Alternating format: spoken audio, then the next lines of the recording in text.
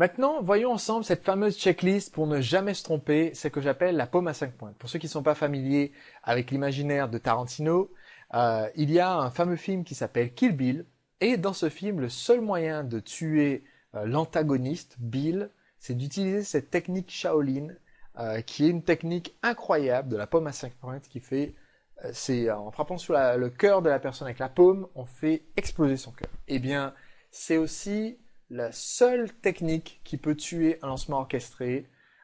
Et donc, je vais vous expliquer quels sont les 5 points qui peuvent tuer un lancement orchestré. Et comme ça, vous saurez exactement quelles sont les 5 choses que vous devez faire pour que votre lancement orchestré soit béton et soit indestructible.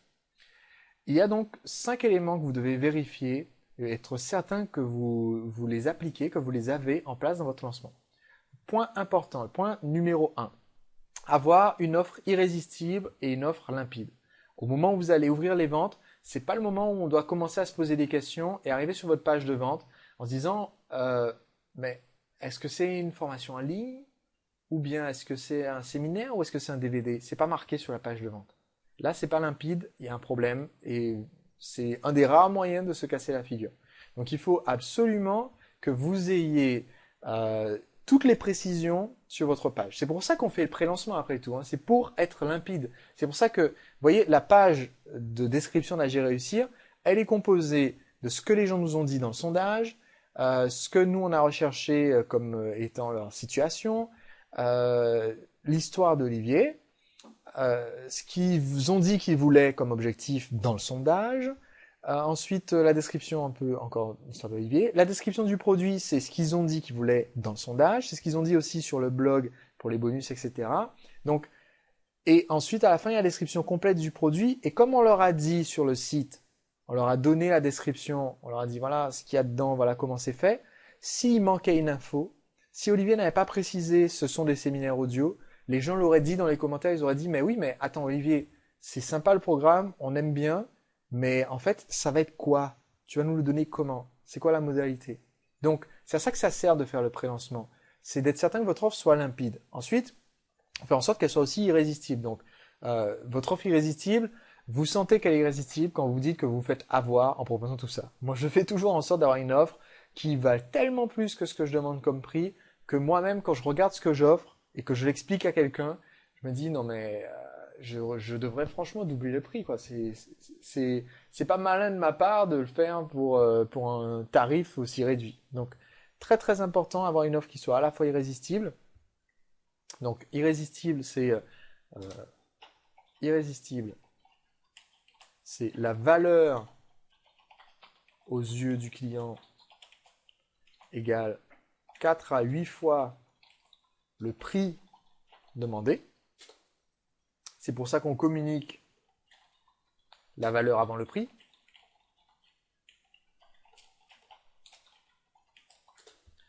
J'ai vu un exemple d'une vidéo. Alors c'était en allemand, on me l'a traduit et j'ai trouvé ça mais formidable. Une vidéo de vente d'un Allemand qui sur sa page de vente commençait par Bonjour. Avant de vous expliquer les détails de ce que vous allez avoir grâce à mon produit, laissez-moi vous dire tout de suite combien ça coûte. Ça coûte 97 € par mois. Eh bien, à ce moment-là, je suis à peu près sûr que 99% des visiteurs ferment la fenêtre et s'en vont. On sait même pas ce que c'est, on sait déjà combien ça coûte. Ça m'intéresse pas. À 99 € par mois, ça m'intéresse pas. Si après, s'il avait dit la valeur avant, peut-être que les gens se seraient rendus compte que, bah oui, ok, une BMW pour 99 € par mois pendant seulement 3 mois, oui, j'achète. D'accord? Il y a la valeur avant. Mais là, non. Donc, elle doit être irrésistible. Limpide, il n'y a pas de questions supplémentaires à se poser après lecture du message de vente. Et pour ça, il faut le tester. La façon la plus simple de le tester, c'est de le proposer, comme on a vu tout à l'heure, de le présenter sur le blog en disant, voilà ce qu'il y a dedans. La deuxième façon la plus simple de le tester, c'est de le faire lire. Moi, ma méthode que j'enseigne dans mon cours sur l'offre irrésistible, c'est je fais lire ma lettre de vente ou mon script de vidéo par quelqu'un de jeune, de préférence un ado ou quelqu'un de 13 ans, entre 13 et 17 ans. Je fais lire par un ou une jeune personne face à un public de personnes qui potentiellement sont dans mon audience, mais ne sont pas des experts du sujet. Et si je trouve pas ces personnes-là, je fais lire par ma petite sœur à mes parents et mon autre sœur. Et j'écoute. Et je regarde les questions. Et souvent, mon père va faire, alors, c'est bien gentil, mais je vois toujours pas de quoi on parle là. C'est sa question préférée, ça. Et ils vont demander des éclaircissements et je vais améliorer le message. On va voir aussi où est-ce que l'œil bute. C'est très important de tester le message avant de le mettre. Donc, irrésistible et limpide. Ça, c'est la première pointe de la pomme à 5 points. La deuxième, sonder les prospects et rester à l'écoute. Autrement dit, éviter d'avoir un produit dont tout le monde se moque. Ça, c'est un point aussi capital. Si pendant votre pré-lancement, vous demandez l'avis des gens et vous n'avez pas de commentaires, c'est que vous êtes complètement hors sujet. J'ai déjà vu ce cas-là. J'ai vu ce cas-là sur un lancement. C'était aux États-Unis, parce que je suis de temps en temps les lancements dans mon secteur, mais aux États-Unis, dans le coaching séduction. Un coach qui a une mailing list de 5 000, 10 000 personnes et qui envoie les gens sur un article de blog où il propose un PDF à télécharger, etc. Et un commentaire. Un commentaire sur 10 000 abonnés à votre newsletter, il y a un gros souci, quoi. C'est que vous avez choisi une thématique qui n'intéresse mais personne. Donc là, il faut rectifier, mais tout de suite. C'est pas le jour des ventes qu'il faut rectifier, c'est avant. Et on connaît, Olivier connaît peut-être cette personne-là dont je vais parler, mais quelqu'un qui a un blog sur un thème, le thème ça peut être, voilà, comment gérer votre patrimoine, et faire un produit sur comment être zen, c'est très risqué, on va dire. Donc faut être très très attentif à être à l'écoute du prospect. Il faut être à l'écoute des commentaires, il faut avoir de la souplesse. C'est pour ça qu'il ne faut pas prévoir tout le lancement à l'avance. Voilà exactement ce que je vais dire dans chaque mail, dans chaque PowerPoint, dans chaque podcast. Il faut vous adapter. C'est ce qu'Olivier a fait en adaptant son offre. On a vu avec les bonus et avec les modules en plus. Et il y a un plugin que je recommande qui s'appelle Comment Reply Notification que vous pouvez installer si vous utilisez. C'est une extension en fait qu'on peut installer sur les blogs WordPress. Ça permet, quand on répond à un commentaire sur le blog, que la personne reçoive la réponse. Ça vous permet donc, pendant votre pré-lancement, si, comme Olivier, vous avez mis la description du projet et que quelqu'un vous a posé une question, disant, voilà, je voulais donner un exemple avec quelqu'un qui posait une question, puisque Olivier reprend la question de Bibiloot. Très excellent. Donc, qui dit, voilà, quel programme motivant, etc., il pose des questions. Conçu, posséder des outils, donner des exemples, etc. Je lance et je vois que cette personne n'a pas acheté le produit. Si je réponds à son message en lui disant oui, nanana, je vous donne des conseils, je donne les outils, je donne les exemples et je me dévoile un peu plus, etc. Je veux que cette personne-là reçoive la réponse par mail parce que si je poste juste sur le blog, elle va peut-être jamais relire son commentaire pour voir si j'ai répondu. C'est à ça que sert cette extension WordPress. Et donc, ça, c'est essentiel. Pendant le lancement, je sonde les prospects, je reste à l'écoute de ce qu'ils me disent, et ça me permet d'être sûr que je suis à l'écoute. Pendant l'ouverture des ventes, utilisez l'arme secrète. Cette arme secrète, c'est un outil qui est malheureusement en anglais, mais qui est assez simple à utiliser, qui s'appelle ClickTail. Vous allez retrouver sur Internet très facilement. Leur site Internet, ça doit être clicktail.com ou clicktail.net. Clicktail.com. Cet outil... Oui, j'en parle dans la formation, c'est dans le module 5, il y a un cours en vidéo dédié sur l'utilisation de ClickTail. D'accord. Effectivement, très très peu connu. Ok, c'est un outil qui est quand même formidable parce que ça permet d'enregistrer ce que vos visiteurs font sur votre site Internet. Donc ça permet de voir, ils sont sur votre page de vente. Disons que ça c'est votre page de vente. Vous voyez que bon, ils passent sur le bouton là, ils essaient de cliquer, ils croient que c'est une vidéo, et vous avez juste mis une image avec un bouton play. Vous vous rendez pas compte que les gens cliquent dessus et s'en vont parce qu'ils pensent que ça bug. Donc là, vous dites, ok, soit j'enlève l'image, soit je mets vraiment une vidéo.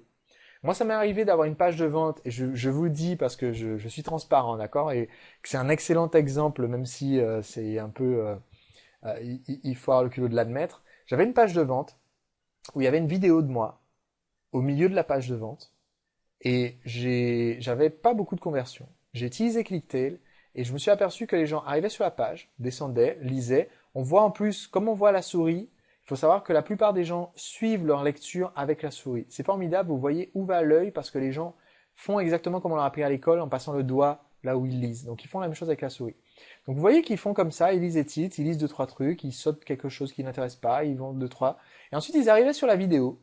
Et quand ils arrivent sur le carré avec la vidéo, et cliquaient, la vidéo démarre, ils regardaient un peu, ils faisaient ça dans la page là. Ils faisaient monter, descendre le truc pendant que je parlais un peu, et puis ils partaient. Mais genre j'ai vu ça sur plein d'enregistrements.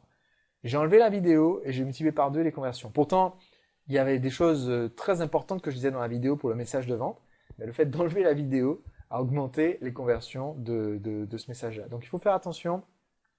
Et cet outil-là vous permet de savoir en temps réel ce qui pose problème dans votre page de vente ou sur votre site. Ça, c'est le deuxième point de la fameuse pomme à 5 pointes. Troisième point, dans votre prélancement, vous devez à tout prix conserver l'attention des prospects sur un thème dominant. Et ça, c'est une erreur de débutant professionnel. J'explique. Et ça arrive très souvent sur le web francophone d'avoir des gens qui se disent bah, j'ai de l'expérience quand même dans le marketing direct depuis plus de 30 ans, ou j'ai de l'expérience sur le web depuis plus de 15 ans. En 1996, j'ai créé mon propre site internet. Je sais faire un lancement, j'ai pas besoin de réfléchir. Je vais faire d'abord un cadeau gratuit avec une vidéo sur comment faire pousser les tomates. Ensuite, je vais envoyer un PDF gratuit avec dedans mes 3 meilleurs conseils pour les concombres. Et ensuite, du coup, les gens vont se dire je suis un expert dans le jardinage et je vais pouvoir leur vendre mon produit qui est faites votre potager en carré.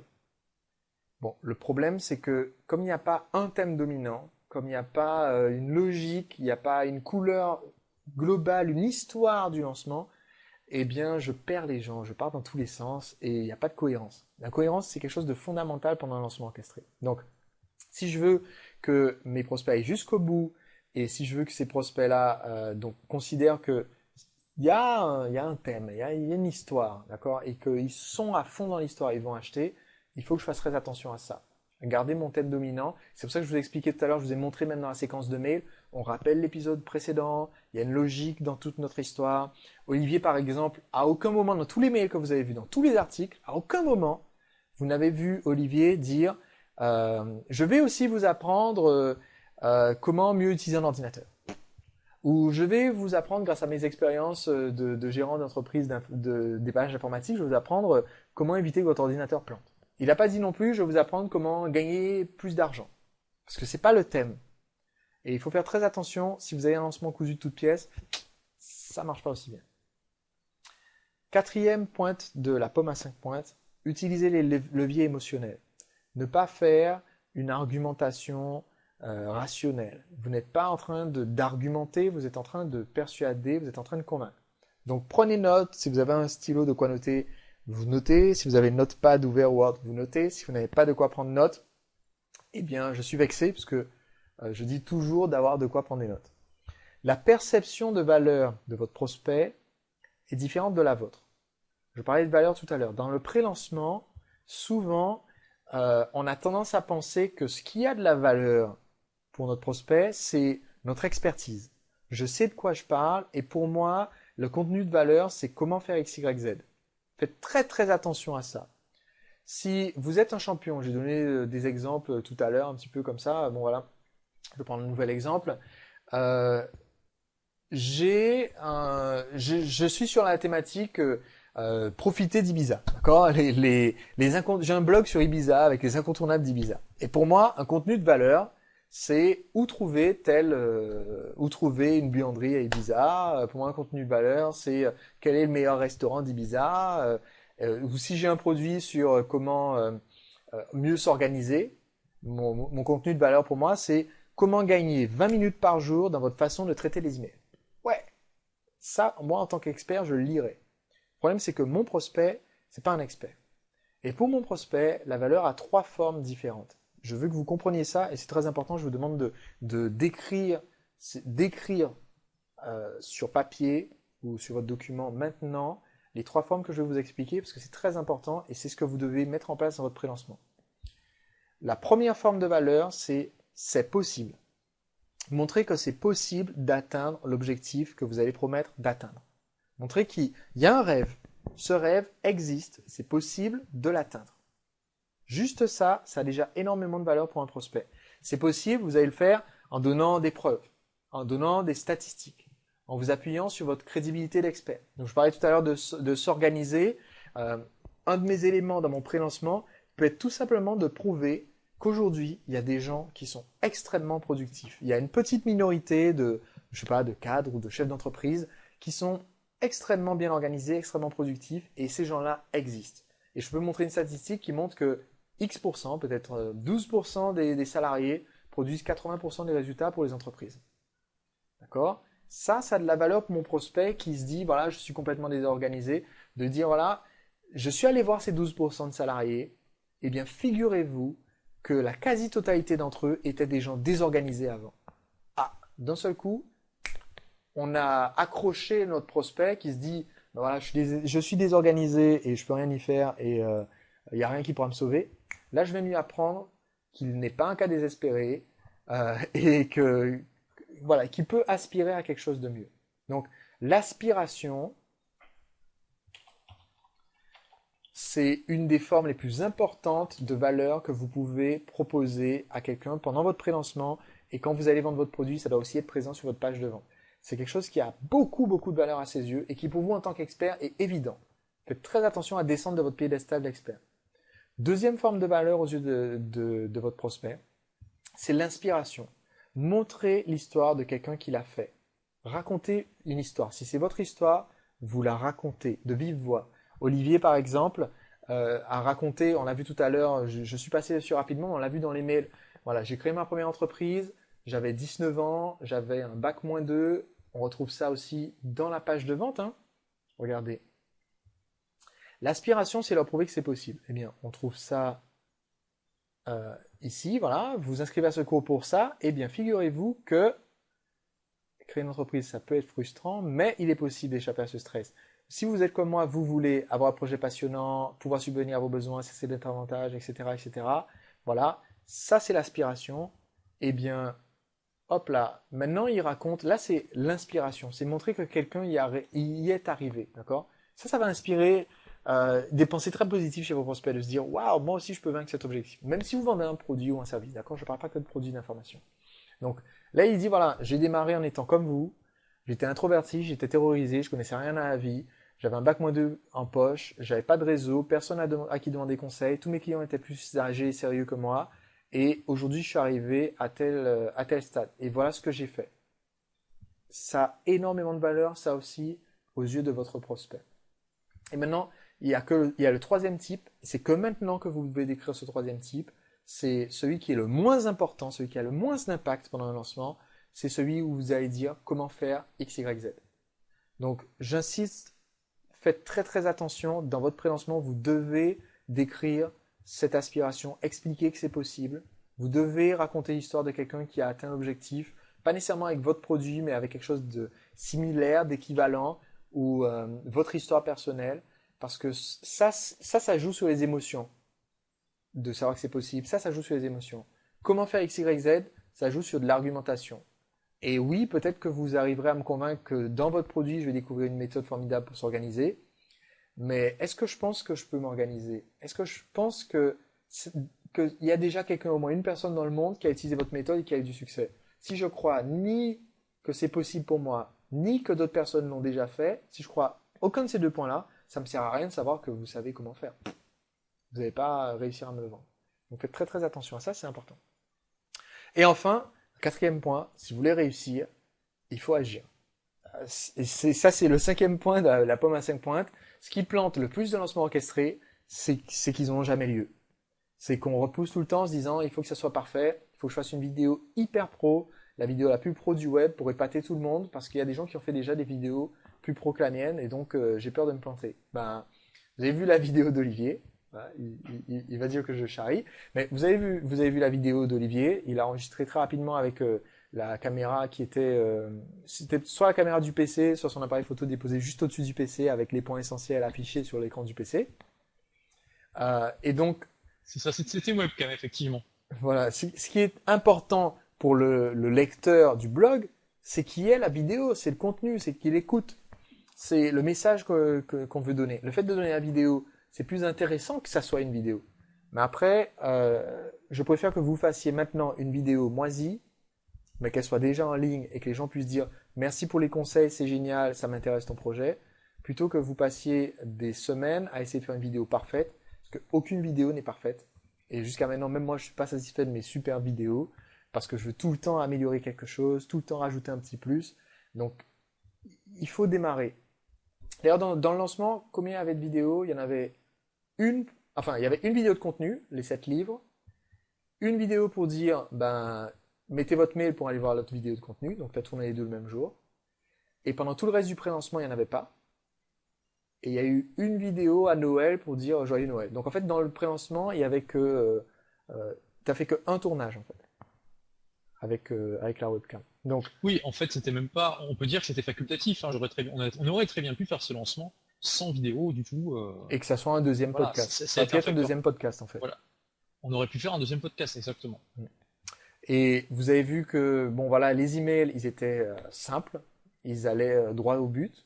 Il n'y en avait pas des millions non plus, il y en avait même pas 2 dizaines d'emails. Je crois qu'au total, j'ai montré 15 mails aujourd'hui.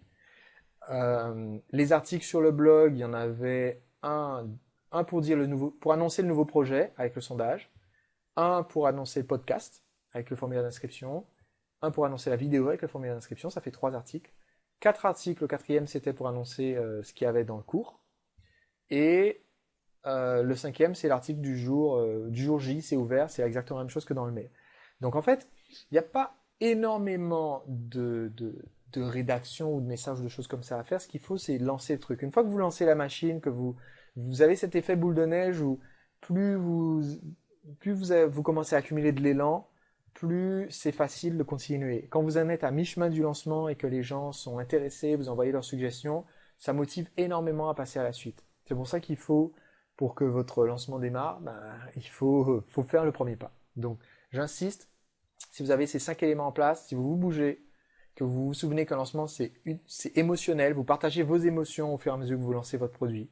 Si vous vous souvenez que vous devez utiliser un thème principal, le thème principal défini pendant votre sondage. Si vous vous souvenez que vous devez écouter ce que vous disent vos prospects pour faire une offre qui soit bien limpide, facile à comprendre et qui soit irrésistible, alors votre lancement est absolument certain de cartonner. Et maintenant, on va donc voir ensemble très rapidement le bilan de ce lancement et ce que ça a pu rapporter comme conséquences positives sur le long terme à Olivier après ce lancement.